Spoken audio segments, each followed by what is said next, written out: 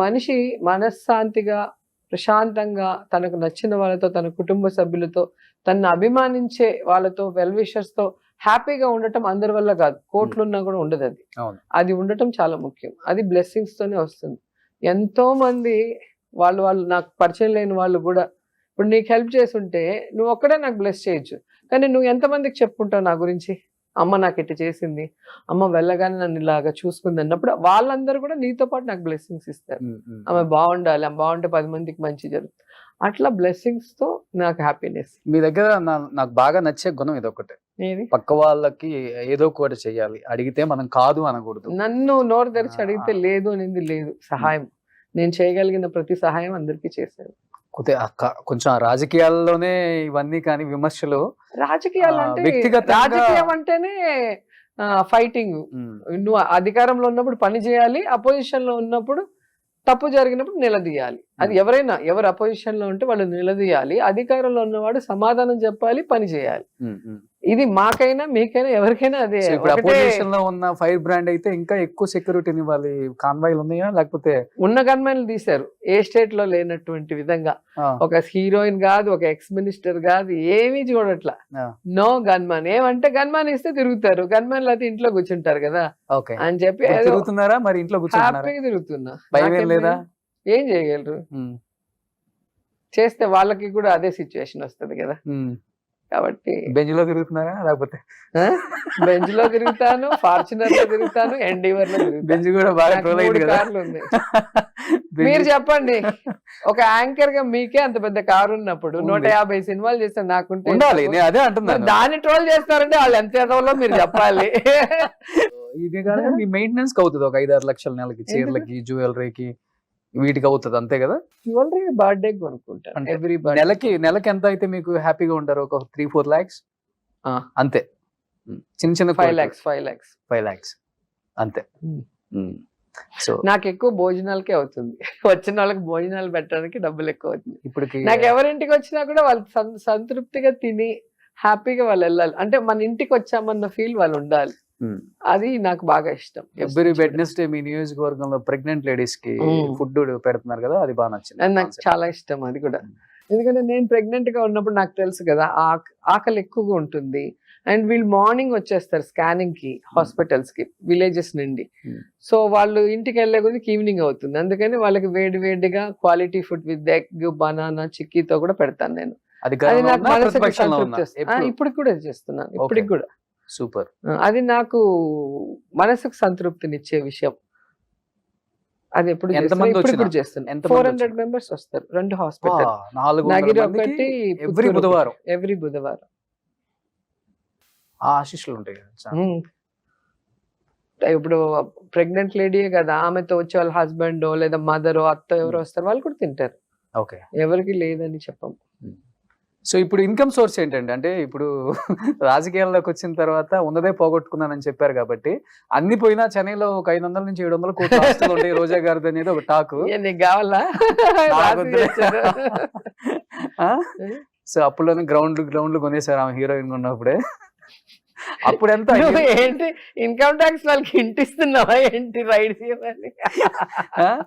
అది కాక మీ ప్రతి స్టేట్ లో ఒక ఇల్లు మీద బాగా చర్చ నడుస్తుంది ప్రతి నాయకుడి దగ్గర. అప్పుడప్పుడు ఆమెకి చెన్నైలో ఒక ఇల్లు, హైదరాబాద్ లో ఒక ఇల్లు, బెంగళూరులో ఒక ఇల్లు, అమరావతిలో ఒక ఇల్లు, నగర్ లో ఒక ఇల్లు. నాకు ఉండేది 3 ఇల్లు మీద ఎక్కువ నడుస్తుంది. 3 ఇండ్లు ఉన్నాయి. ఒకటి చెన్నైలో ఉంది. ఎప్పుడు నేను ఈ పెళ్లి కాకముందు ఇల్లు. అవును. హైదరాబాద్ లో ఇల్లు ఉంది. నేను రాజకీయాల్లోకి రాకముందు ఇల్లు. నగిర్ లో ఇల్లు నేను మంత్రి కాకముందు కట్టుకున్న ఇల్లు. ఉన్నది 3 ఇల్లు. నేను పోయి హోటల్లో ఉండలేను, ఎవరింట్లో ఎక్కువ రోజులు ఉండలేం కదా లేడీ. నాకు కంఫర్ట్, నా ఇల్లు అయితే నాకు బాగుంటుంది కాబట్టి కట్టుకున్నాను కొని. పోనీ నేను అధికారంలోకి వచ్చాక కడితే అన్నా ఇట్లాంటి నిద్రలు మామూలే పాపము వేయటము. కానీ అధికారంలో రాకముందు కట్టిన వాటికి కూడా ఏడిస్తే నేనేం చేయాలి? పాలిటిక్స్ రాకముందు, సినిమాకి రాకముందు ఇంటికి కూడా ఏడుస్తున్నారు. ఇంకేం చెప్తాం? ఇప్పుడు ఫైనాన్షియల్ గా అంటే ఏడవటం ఫిక్స్ అయిపోయారు అపోజిషన్. ఆ ఏడవటానికి కారణాలు ఎత్తుకుంటుంటారు అంతే వాళ్ళు. ఫైనాన్షియల్ గా ఎక్కువ సెల్వా గారు చూసుకుంటారా ఏది కావాలన్నా కానీ? ఆయనే కదా మొగుడు, ఇంటికి పెద్ద అమ్మలేందో ఏం పక్కింటి ఆయన చూసుకున్నట్టు సెల్వా గారే చూసుకుంటారా అంటాడు. ఆయన చూసుకోవాలి. మరి పెళ్లి చేసుకుంటే హీరోయిన్ మాటలా ఊరికేనా? మా ఆయన అంటే అమ్మో ఇంత కాస్ట్లీ అంటే, మరి లవ్ చేసేటప్పుడు తెలీదా ఎందుకు చేసుకున్నావు హీరోయిన్ అనేది? మా ఆయన ఆచితూచి ఖర్చు పెడతారా? చాలా డౌన్ టు ఎర్త్ ఉంటారు, సింపుల్ లైఫ్ అయింది. ఓకే. నా కూతురు దెబ్బకి నా దెబ్బకి ఆయన కష్టం. నేను ఈ డబ్బులు సంవత్సరం వాడుకుంటా, మీకు ఒక నెలకి రాదంటాడు. ఎక్కడైనా బర్త్డే పార్టీ అంటే గ్రాండ్ గా అందరు పిలుస్తాం, మంచిగా నాగలు అంట. ఆయన ఒకటి కొంచెం కొంచెం ఎత్తి పెట్టుకుంటాడు, మేము దాన్ని స్వా చేస్తూ షాపింగ్ అని. ఓకే.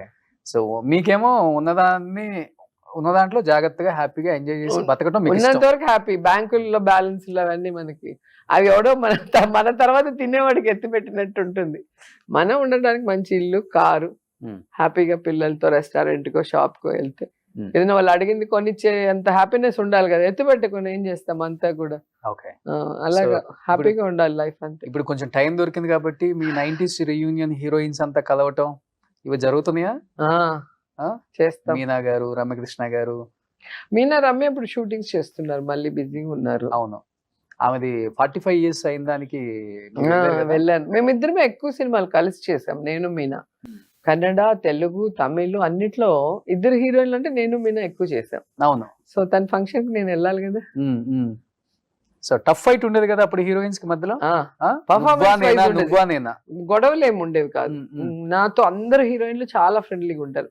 రమ్య, రాధికక్క, ఖుష్బు, మీనా అందరు నాతో బాగుంటారు. ఎప్పుడు కూడా కలుస్తూ ఉంటాము. సో యాక్టింగ్ చేసేటప్పుడు డ్రెస్సింగ్ లో బెస్ట్ గా కనిపించే దాంట్లో పోటీ ఉండేది మాకు. అవునా? ఎప్పుడు కూడా వాళ్ళు వచ్చి చూస్తారు, వాళ్ళ అసిస్టెంట్ వచ్చి చూస్తారు. ఎవరు ముందు వస్తారో వాళ్ళ డ్రెస్సింగ్ ని ఇంకో ఆర్టిస్ట్ వాళ్ళ అసిస్టెంట్ చూసి ఏ కలర్ వేస్తుంది, దానికన్నా మంచి కలర్ వేయాలి. అన్ని రెడీగా ఉంటాయి కదా. మాకు ఒక డ్రెస్ ఉండదు, 10-15 ఉంటాయి. సో అప్పటికప్పుడు ఒక హౌస్, ఇప్పుడు బొబ్బిల్ సింహము ఇద్దరికి చీరలే. సో వాళ్ళు ఏం కలర్ వేస్తారని మేమేం కలర్ వేస్తామని వాళ్ళు చూస్తూ ఉంటారు. అంటే బెస్ట్ గా ఉండడానికి పోటీ పడేవాళ్ళం. ఫస్ట్ నుంచి కూడా మీరు చీరల్లోనే అందంగా ఉంటారులే. అబ్బా, పెర్ఫార్మెన్స్ కూడా చీరల్లోనే బాగా చేసేవాళ్ళం. అబ్బా, అంతే కదా. మీకేం కంఫర్ట్ ఎక్కువ అంటే ఈ డ్రెస్ వేసుకుంటే బాగుంటుంది అట్లే? నాకు వల్గారిటీగా ఎక్కడ కనిపించింది. నేను ఎక్కువ శారీస్, అదే ఎక్కువ శారీస్, అదే నాకు గుర్తుంది కాబట్టి నేను చెప్తున్నాను. శారీస్ లోనే అప్పటి నుంచి ఇప్పటికి శారీస్ లోనే రోజా గారు అందంగా ఉంటారు. Thank you. అందుకనే వేరే డ్రెస్సుల్లో వచ్చి ట్రోల్ చేసేది. అక్కడ నువ్వు స్విమ్మింగ్ పూల్ లో చీర కట్టుకొని దిగమన్నట్టున్నావు, భలే చెప్తావు. ఏ ఊర్లో ఉంటామో దానికి తగ్గట్టు డ్రెస్సింగ్ చేసుకోవాలి. ఎడారిలోకి వెళ్ళి పట్టు చీరలు కట్టుకోండి, లేకపోతే ఎండల్లోకి వెళ్ళి పట్టు చీరలు కట్టుకోండి అంటే మనకి కాదు. అది చెప్పేవాడు పెళ్ళాం, కూతురు, చెల్లెలు ఏ డ్రెస్ వేసుకుంటుందో వాడు ఒకసారి వెనక్కి చూస్తే మళ్ళీ ఇంకోసారి ట్రోల్ చేయడు. సమయం సందర్భం బట్టే కదా ఉంటాం. ఫ్లైట్ లో పోతాం, చుడిదార్ వేసుకొని పోతాం, సూట్ కేసులు ఉంటాయి, బ్యాగులు ఉంటాయి, చీర ఎత్తుకుంటే దాని మీద వేసి కింద పడతాం. సో ఆ కంఫర్ట్, అంతేగాని వల్గర్ గా ఏదో స్లీవ్లెస్ లో షార్ట్స్ వేసుకుని తిరగను కదా. నేను ఎప్పుడు కూడా తిరగను అలా. అవును. సో ఫుడ్ ఏం తీసుకుంటారు రోజా గారు? ఫుడ్ బాగా ఇష్టంగా తింటా, కొంచెం తిన్నా ఇష్టంగా తింటా. ఇప్పుడైతే కార్తీక మాసంలో ఉన్నాను, ఫుల్ వెజ్, అందుకే. ఓకే. లేకపోతే నాన్ వెజ్ లేకపోతే ఇంట్లో ఎప్పుడు ఉంటుంది నాటుకోడి పులుసు, ఫిష్. ఓకే. సో కానీ మీ అధినాయకుడు మటుకు ఎప్పుడు అదే మెయింటైన్ చేస్తారు. ఏం ఫుడ్ తీసుకుంటారు? ఆయన వచ్చి 2 hours జిమ్ చేస్తారు. 2 hours gym every day. And food కూడా చాలా లిమిటెడ్ గా, అన్ని ఏమంటారు ఆకుకూరలు, ఫ్రూట్స్, వెజిటబుల్స్ అవే ఎక్కువ తింటారు. రైస్ అవి తిన్నారు. అందరూ అంతే.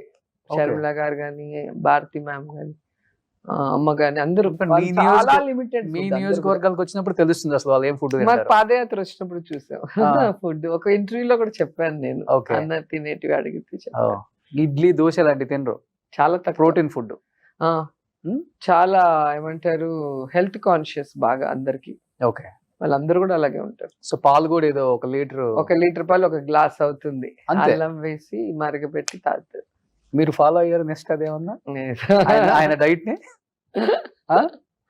ఫాలో అవట్లే మీరు? ఇంకా నేను బాగా తింటాను, ఫుడ్ ఇష్టం ఫస్ట్ నుంచి కూడా బాగా ఇష్టం. వెంకటేష్ గారు ఇలా చూసేవాళ్ళు, ఇంత పెద్ద క్యారేజ్ వచ్చేది, అందరం కూర్చొని తినేవాళ్ళం. నాతో షూటింగ్ ఉందంటే అందరికి భోజనాలు.